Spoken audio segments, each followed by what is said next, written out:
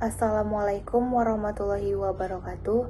Perkenalkan, nama saya Rani Zalwaverta, NIM A1A223026, mahasiswa Prodi Pendidikan Sejarah Universitas Jambi. Vlog ini saya buat sebagai tugas mata kuliah Sejarah Australia Oceania dengan dosen pengampu Ibu Lisa Rukmana MPD. Dan pada kesempatan kali ini, saya akan melakukan dua review jurnal ilmiah. Yang pertama yaitu Sejarah Lahirnya Commonwealth of Australia. Jurnal ini ditulis oleh Anita dan Khairunisa Musaid, dosen dari Program Studi Pendidikan Sejarah FKIP Universitas Flores, dan diterbitkan di Sciences, Jurnal Sejarah, Pendidikan, dan Humaniora, Vol 9 nomor 2 bulan April tahun 2025. Tujuan dari vlog ini adalah untuk memberikan ulasan secara akademik, mengenal isi jurnal, metode penelitian, hasil temuan, serta kelebihan dan kekurangannya. Jurnal ini membahas tentang proses lahirnya negara Federasi Australia yang dikenal dengan nama Commonwealth of Australia. Penulis berusaha menjelaskan bagaimana 6 koloni Inggris di Australia lahir bersatu pada tanggal 1 Januari 1901 melalui proses politik, sosial, dan ekonomi yang sangat panjang. Tujuan penelitian ini adalah untuk memberikan pemahaman lebih dalam mengenai dampak kolonialisasi Inggris terhadap struktur sosial dan politik Australia, serta bagaimana federasi ini memberi identitas nasional Australia di era modern. Penelitian ini menggunakan pendekatan kualitatif dengan metode studi kepustakaan atau library research. Menurut Riswell 2009, penelitian kualitatif bertujuan untuk mengeksplorasi makna dari fenomena sosial yang dianggap penting oleh individu atau kelompok. Dalam konteks jurnal ini, penulis menelaah berbagai sumber pustaka seperti buku sejarah, artikel ilmiah, serta arsip kolonial untuk memahami proses pembentukan Federasi Australia. Jadi, penelitian ini bersifat deskriptif analitis, di mana penulis tidak melakukan pengumpulan data lapangan, melainkan menafsirkan data sekunder secara mendalam. Secara garis besar, isi jurnal terbagi dalam 3 bagian. Yang pertama, bagian pendahuluan. Di sini dijelaskan bahwa kolonialisasi Inggris di Australia dimulai sejak tahun 1770, ketika James Cook memetakan pantai timur benua tersebut. Tahun 1788, Inggris mengirimkan armada pertama yang membawa narapidana dan mendirikan koloni di New South Wales. Dari sana muncul koloni-koloni lain seperti Victoria, Queensland, Tasmania, dan Australia Barat. Penulis menyoroti bagaimana kolonialisasi ini berdampak besar pada masyarakat asli, suku aborigin, dan Torres Strait Island yang mengalami pengurisan dan penurunan populasi akibat kebijakan kolonial. Kedua, bagian hasil dan pembahasan.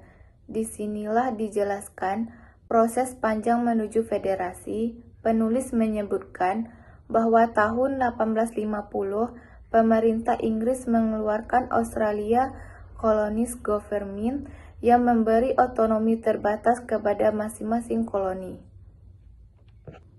Namun, karena kebijakan antar koloni berbeda-beda, muncul banyak masalah, terutama dalam perdagangan, imigrasi, dan administrasi pemerintahan. Tokoh penting yang memicu gerakan persatuan adalah Henry Parkes melalui pidatonya di Tankerville tahun 1889 yang menyerukan perlunya Federasi Australia. Setelah 2 kali konvensi besar pada tahun 1891 dan 1897 sampai 1898, serta 2 kali referendum pada tahun 1898 dan 1899, akhirnya Ratu Victoria menandatangani proklamasi berdirinya Commonwealth of Australia pada tanggal 17 September 1900 dan berlaku resmi mulai 1 Januari 1901.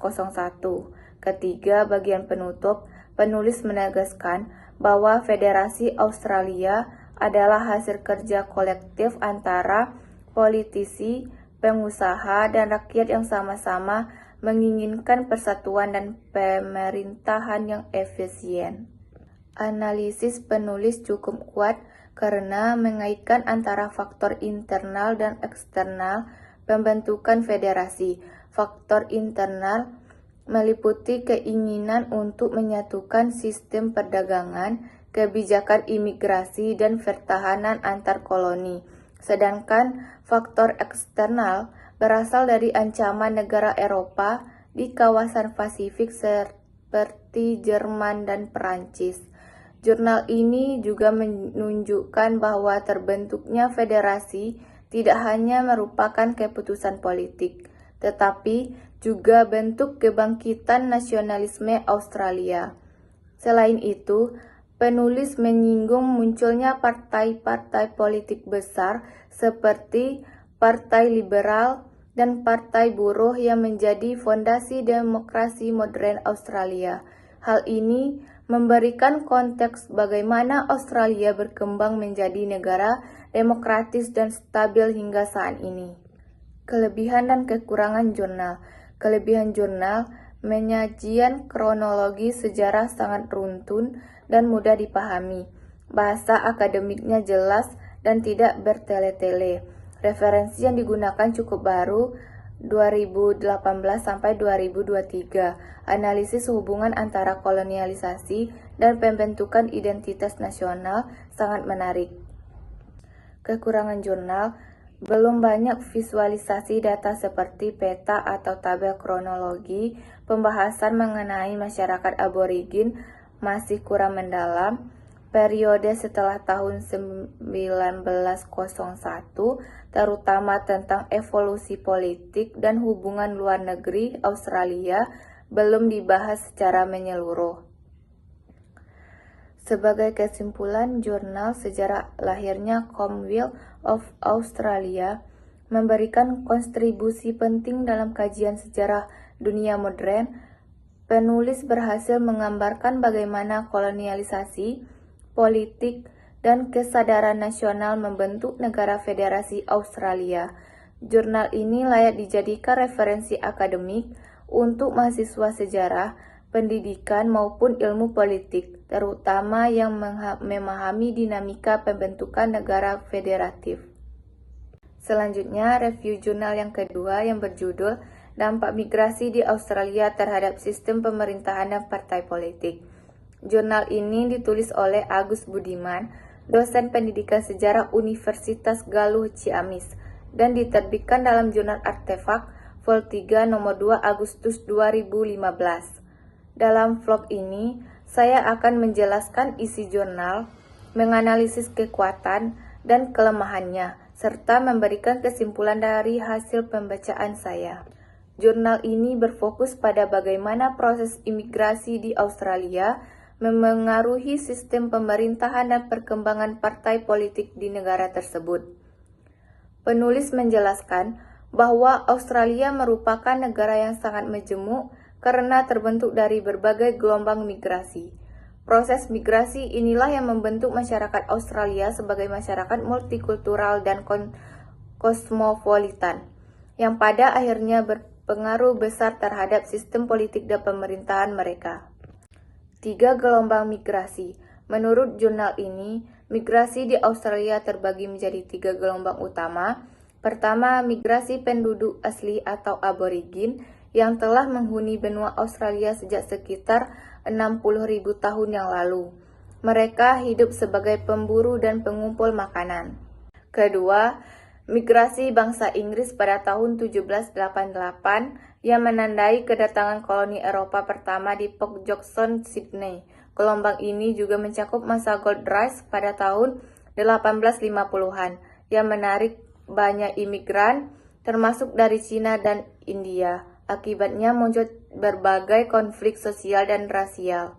Ketiga, migrasi setelah Perang Dunia II, ketika Australia membuka diri terhadap migran Eropa dan Asia karena kekurangan tenaga kerja terampil. Dari sinilah mulai tumbuh masyarakat Australia yang benar-benar beragam. Dampak terhadap pemerintahan.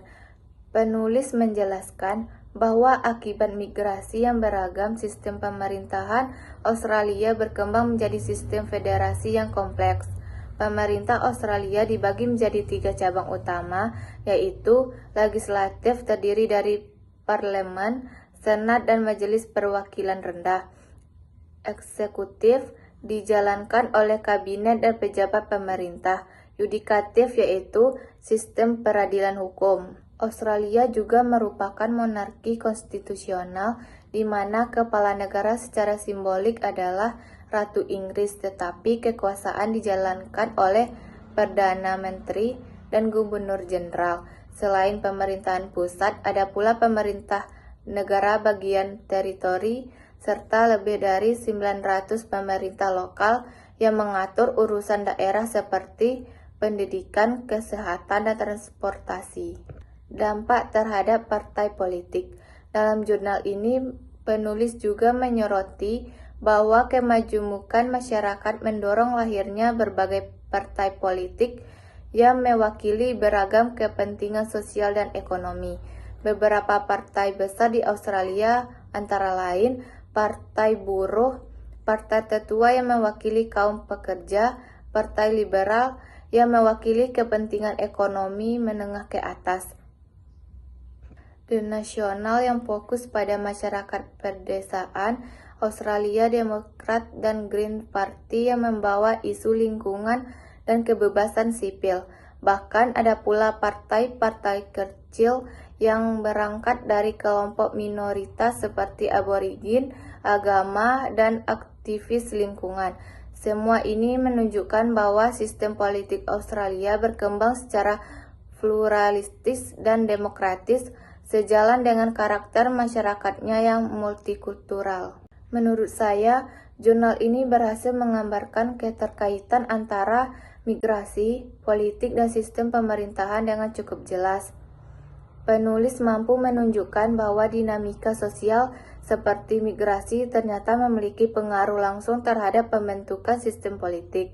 Selain itu, konsep masyarakat kosmopolitan yang dijelaskan dalam jurnal ini juga relevan untuk menggambarkan Australia sebagai negara demokratis, modern yang terbuka terhadap perbedaan. Namun, jurnal ini juga masih bersifat deskriptif, belum banyak menampilkan data kuantitatif seperti statistik migrasi atau analisis partisipasi politik masyarakat imigran. Meski begitu, untuk kajian sejarah politik, pendekatan deskriptif ini sudah cukup kuat. Kelebihan dan kekurangan jurnal. Kelebihan menyajikan kronologi sejarah migrasi secara runtut, mengaitkan migrasi dengan sistem politik secara logis, bahasa ilmiah mudah dipahami oleh pembaca umum, memberi gambaran lengkap tentang struktur pemerintahan Australia. Kekurangan, tidak mencantumkan banyak sumber atau data statistik terkini, analisisnya lebih bersifat naratif, belum kritis terhadap kebijakan politik migrasi. Referensi masih terbatas pada sumber klasik seperti Kraftwerk dan Siboro. Kesimpulan, jurnal ini memberikan pemahaman yang baik tentang bagaimana migrasi membentuk wajah sosial dan politik Australia. Migrasi menjadikan Australia majemuk, demokratis, dan terbuka terhadap keberagaman, sementara sistem federasinya memastikan keseimbangan kekuasaan antar wilayah. Oleh karena itu, jurnal ini layak dijadikan bahan referensi bagi mahasiswa sejarah, politik, dan ilmu sosial yang ingin memahami pengaruh globalisasi dan migrasi dalam pembentukan negara modern. Demikian vlog review jurnal dari saya tentang sejarah lahirnya Commonwealth of Australia dan dampak migrasi di Australia terhadap sistem pemerintahan dan partai politik. Semoga penjelasan ini bisa menambah wawasan dan membantu teman-teman memahami isi jurnal secara lebih ringkas dan jelas. Terima kasih sudah menonton. Wassalamualaikum warahmatullahi wabarakatuh.